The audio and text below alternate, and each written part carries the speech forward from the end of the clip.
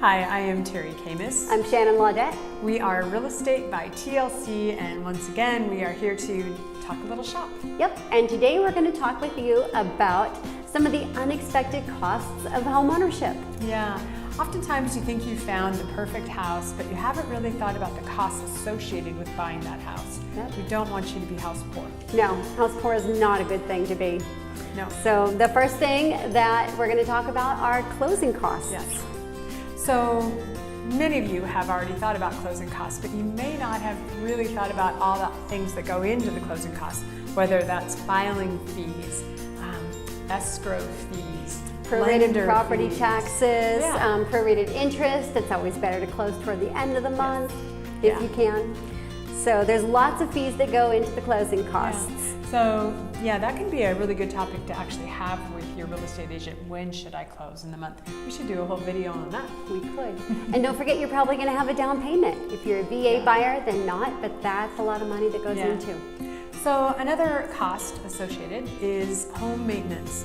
Now, if you are a do-it-yourself kind of a person, that's going to help you. But if you have to hire the work done, it's going to be a little more expensive. Right. It can be as simple as roof and gutter cleaning, but if you're afraid of heights, you're going to hire that out. Or if you don't want to touch plumbing, especially if you don't want to touch electrical like most people, sometimes you have to call people in. We recommend that you budget 1 to 2% of the value of the home to hold aside for home maintenance. Annually. Annual cost, correct. So beyond that, of course, we already touched on property taxes, but when you are finding that home for sale, depending upon if you're looking county to county, there can be a difference in property taxes, and it can make a huge difference to your house payment.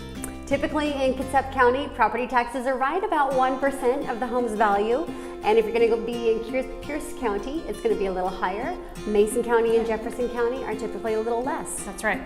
So also to consider are utilities. Different areas have different utility costs. I know I live out in North Mason, and the sewer bill there runs about $107 a month now, so that's something to factor in. That's crazy. So if you're on a septic system that requires maintenance, there's a cost. Depending on your heating system. If you have a heat pump, your costs are going to be low, or if you're on natural gas. How about oil? But if you have if you found that perfect vintage home, but it still has an oil furnace, your heating costs are going to be quite a bit higher. It's good to know in advance.